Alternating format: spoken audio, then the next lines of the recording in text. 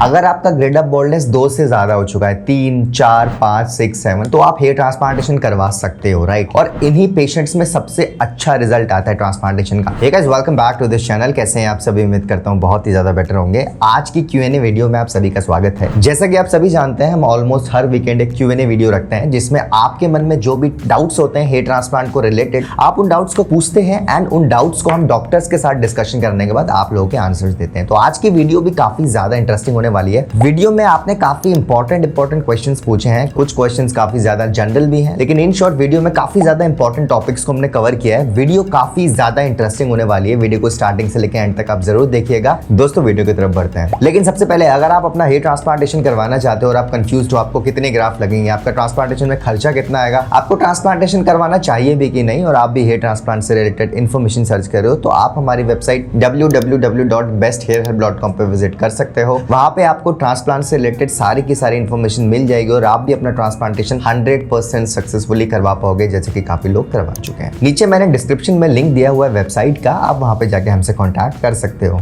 So guys, सबसे पहला question पूछा है दक्ष ने, I am in middle of stage 3 and 4 of hair loss, is it a right time for hair transplant? I know in future my crown hair will also fall, right. So basically ये पूछना चाह रहे हैं कि इनका जो grade of baldness है वो 3 और 4 के बीच में, मतलब 3rd ग्रेड और 4th ग्रेड के बीच में इनका बॉल्डनेस है। क्या ये सही टाइम होगा हेयर ट्रांसप्लांटेशन का, क्योंकि इनको लगता है इन फ्यूचर में क्राउन के बाल तो जाने हैं? तो देखिए दक्ष जी, सिंपल सी बात है, अगर आपका 3rd और 4th ग्रेड का बॉल्डनेस है तो आप एक परफेक्ट कैंडिडेट हो हेयर ट्रांसप्लांटेशन के, राइट। जैसे कि मैं पहले भी बोलता हूं, अगर आपका ग्रेड ऑफ बॉल्डनेस 2 से ज्यादा हो चुका है, 3, 4, 5, 6, 7, तो आप हेयर ट्रांसप्लांटेशन करवा सकते हो, राइट। लेकिन अगर मैं रिजल्ट के प्रोस्पेक्टिव से बात करूं तो 3rd, 4th और 5th ग्रेड के पेशेंट परफेक्ट कैंडिडेट होते हैं हेयर ट्रांसप्लांटेशन के, और इन्हीं पेशेंट्स में सबसे अच्छा रिजल्ट आता है ट्रांसप्लांटेशन का। क्योंकि अगर आपका ग्रेड ऑफ बॉल्डनेस 7 है, राइट, आपके ऑलरेडी सारे बाल झड़ चुके हैं, तो आप उतना अच्छा रिजल्ट एक्सपेक्ट नहीं करोगे, राइट। रिजल्ट आपका आएगा, आपका एरिया वो कवर हो जाएगा, लेकिन वो डेंसिटी आप एक्सपेक्ट नहीं कर पाओगे, क्योंकि आपके पास ग्रेड ऑफ बॉल्डनेस काफी ज्यादा है, आपका बॉल्ड एरिया काफी ज्यादा, और आपके पास जो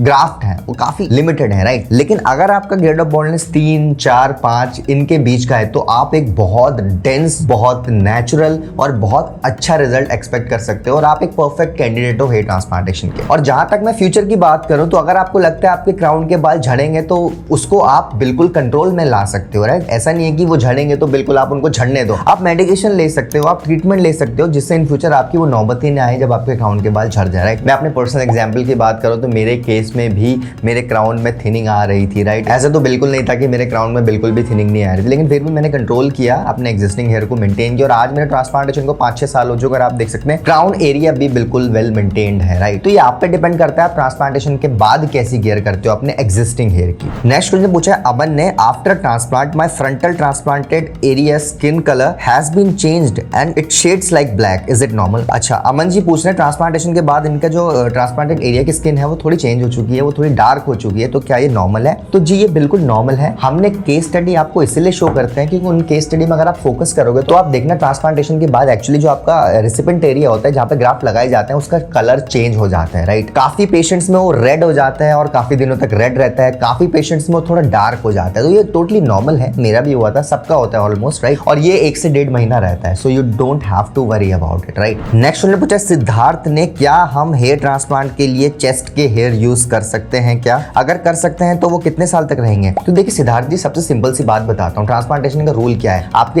एक जगह से बाल निकाल के दूसरी जगह लगाने हैं, राइट। सबसे ज्यादा केसेस में क्या होता है, आपके पीछे वाले एरिया से ग्राफ्ट को निकाला जाता है और वहां लगाए जाते हैं जहां आपके ग्राफ्ट नहीं हो, जहां पे आपका बॉल्डनेस हो गया हो। अब कुछ पेशेंट्स में क्या होता है, ग्राफ्ट की रिक्वायरमेंट ज्यादा होती है, तो पीछे से मैक्सिमम ग्राफ्ट निकाल दिए जाते हैं, और उसके बाद जो जरूरत पड़ती है वो बियर्ड से लिए जाते हैं, राइट। तो पहली प्रायोरिटी तो हमेशा ही बैक ऑफ द हेड को दी जाएगी, पहला डोनर एरिया हमेशा वही होगा और फर्स्ट प्रायोरिटी उसी को दी जाती है। सेकंड प्रायोरिटी दी जाती है आपकी बियर्ड को, राइट। अगर वहां आपके बाल कम पड़ जाते हैं तो आपके बियर्ड से ग्राफ्ट निकाले जाते हैं। अब जो सबसे लीस्ट प्रायोरिटी होती है वो बॉडी हेयर्स को दी जाती है, जैसे आपके chest hair, under arm hairs, ये सबसे लीस्ट प्रायोरिटी इन डोनर को दी जाती है, और बहुत कम केसेस में इसकी जरूरत पड़ती है। मोस्ट ऑफ द पेशेंट में या तो डोनर से ग्राफ निकल जाएंगे या बियर्ड से ग्राफ निकल जाएंगे, और थोड़े बहुत जो ग्राफ बचते हैं वो बॉडी से निकल जाते हैं। It's totally normal. तो जी हाँ, आपके चेस्ट से बालों का ट्रांसप्लांटेशन हो सकता है, लेकिन कोशिश करें कि चेस्ट को प्रायोरिटी ना दें। पहले तो आप बैक ऑफ द स्कैल्प से निकालें, राइट, उसके बाद आप बियर्ड से निकालें। देन अगर आप आपकी बियर्ड भी अच्छी नहीं है तब आप निकाल सकते हो बॉडी हेयर से। और अगर लाइफ की बात करें तो इनकी लाइफ उतनी नहीं होती जितने आपके बैक ऑफ द हेड की और आपके बियर्ड की होती है।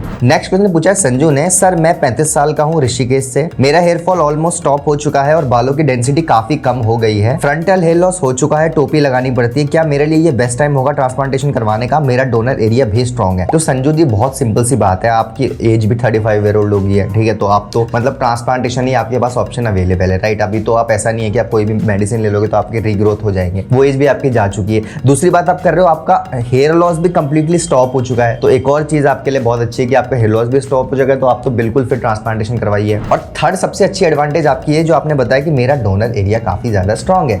अब देखिए 35 साल की एज में अगर आपका डोनर स्ट्रॉन्ग है तो आप बहुत अच्छा रिजल्ट आपके आने की एक्सपेक्टेशन है, राइट, आपका रिजल्ट बहुत अच्छा आ सकता है, आपके लिए बेस्ट टाइम आप ट्रांसप्लांटेशन करवा सकते हैं। नेक्स्ट क्वेश्चन पूछा है अमीश ने, सर क्या मैस्टरबेशन से ट्रांसप्लांट की ग्रोथ में कुछ प्रॉब्लम होता है क्या? तो देखिए अमीश जी, इसका आपके ट्रांसप्लांट की ग्रोथ से कुछ भी लेना देना नहीं है। काफी लोगों के अंदर ये मिथ है कि इससे आपके रिजल्ट पे इफेक्ट पड़ेगा या आपके बाल इससे झड़ते हैं। इसका बालों के झड़ने से कोई भी लेना देना नहीं है और इसका बालों की ग्रोथ से कोई लेना देना नहीं है। और ट्रांसप्लांटेशन के बाद की मैं बात करूं तो उसकी ग्रोथ से भी इस चीज का कोई भी लेना देना नहीं है। नेक्स्ट क्वेश्चन पूछा एसडी क्लासेस ने, क्या हेयर ट्रांसप्लांट के बाद डोनर और रेसिपिएंट एरिया में फील ऑफ लॉस सेंसेशन होता है और कब तक ठीक होता है? हाँ, मैंने पहले भी ये चीज क्लियर करी है, जब आपका ट्रांसप्लांटेशन होता है ना और जिस एरिया में आपके ग्राफ को लगाए जाते हैं वहां पे आपकी सेंसेशन कम हो जाती है कुछ डेज तक, 1 से 1.5 महीना भी चल सकती है, और ये टोटली नॉर्मल है क्योंकि एनेस्थीसिया के कारण होता क्या है कि वहां पे आपका जो सेंस होता है वो काफी ज्यादा कम हो जाता है, धीरे धीरे करके वो सेंस वापस आता है, तो ये भी बिल्कुल नॉर्मल सी चीज है। नेक्स्ट क्वेश्चन पूछा राहुल ने, हेलो प्रभात सर, मेरे ट्रांसप्लांट को 6 महीने हो चुके हैं बट मेरा हेयर फॉल कुछ ज्यादा ही हो रहा है, अब पहले के मुकाबले मुझे क्या करना चाहिए, कुछ बता दीजिए। सो इनके ट्रांसप्लांटेशन को 6 महीने हुए हैं और इन्होंने ये क्लियर नहीं किया कि इनके ट्रांसप्लांटेड बाल झड़ रहे हैं कि एग्जिस्टिंग। मोस्ट प्रोबेबली हो क्या रहा होगा, इनके एग्जिस्टिंग हेयर बाल झड़ रहे होंगे, एग्जिस्टिंग हेयर जो होते हैं पुराने बाल, उनके लिए आप देखिए कुछ मेडिकेशन फॉलो कर सकते हैं या फिर आप कुछ ट्रीटमेंट ले सकते हैं। सबसे पहले तो उन्हें कंसल्ट करें जहां से आपने ट्रांसप्लांटेशन करवाया, वो आपको बेटर गाइड कर पाएंगे। नेक्स्ट क्वेश्चन पूछा है वन मैन आर्मी ने, हेयर ट्रांसप्लांट के लिए कम से कम कितने रुपए चाहिए अगर 3rd ग्रेड का बॉर्डनेस है और डिफ्यूज पैटर्न है, रांची से करवाना पड़े तो? ओके, रांची से। रिप्लाई जरूर दीजिएगा, अभी तक यहाँ नहीं पता लगा है, बजट कितना आएगा? 24 साल के। सो ये 3rd ग्रेड का इनका बॉर्डनेस है और इनका डिफ्यूज पैटर्न का बॉर्डनेस है, राइट। तो ये जानना चाह रहे हैं कि कितना इनका खर्चा आएगा ट्रांसप्लांटेशन का, और ये रांची से इन्होंने बताया 24 साल के है। तो देखिए रांची में बहुत अच्छे क्लिनिक्स हैं जहाँ पे ट्रांसप्लांटेशन होता है और हमने अपने चैनल में रांची के रिजल्ट्स भी शो करे। रिसेंटली एक रिजल्ट आया था, वो भी रांची के क्लिनिक का था, बहुत अच्छा रिजल्ट आया था। झारखंड वालों के लिए काफी अच्छे ऑप्शन है रांची में जो ट्रांसप्लांटेशन करवा सकते हैं। और मैं 3rd ग्रेड की बात करूं तो आपके ऑलमोस्ट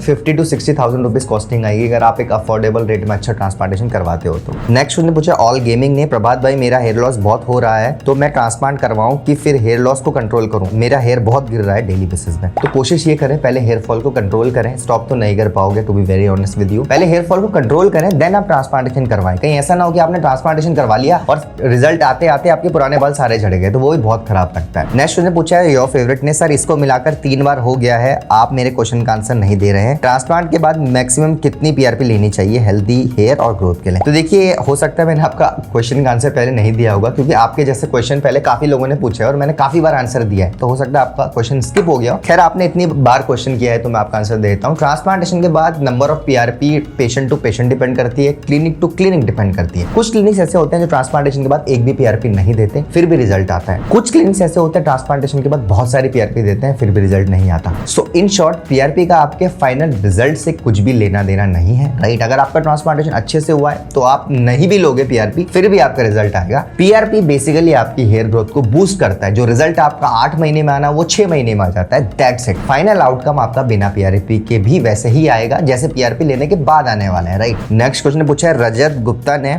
आज मेरे हेयर ट्रांसप्लांट को 10 डेज हो गए हैं, क्या मुझे अभी भी हेड को ऊपर सीधा करके स्लीप करना है? अच्छा, ये बेसिकली पूछना चाह रहे हैं कि ट्रांसप्लांटेशन को 10 डेज हो गए अभी मेरे को सीधा सोना है। तो हाँ 10 से 14 दिन तक आपको सीधा ही सोना है, राइट। उसके बाद आप नॉर्मली सो सकते हैं। वैसे इतना ध्यान तो किसी को नहीं रहता कि नींद में वो कैसा सोया है, लेकिन कोशिश करें कि सीधा ही सोना है। सो गाइस ये थी आज की वीडियो, उम्मीद करता हूँ आपको आज की वीडियो पसंद आई होगी। अगर आपको आज की वीडियो पसंद आई है तो हमारी वीडियो को लाइक करिए, अपने फ्रेंड्स के साथ ज्यादा से ज्यादा शेयर करिए एंड अगर आप फर्स्ट टाइम हमारे चैनल में आए तो चैनल को सब्सक्राइब कर दीजिए क्योंकि आने वाले टाइम में बहुत सारी ऐसी वीडियोस आने वाले हैं जिनकी नोटिफिकेशन डायरेक्टली आपके फ़ोन में पहुंच जाएगी। Thank you so much for watching guys.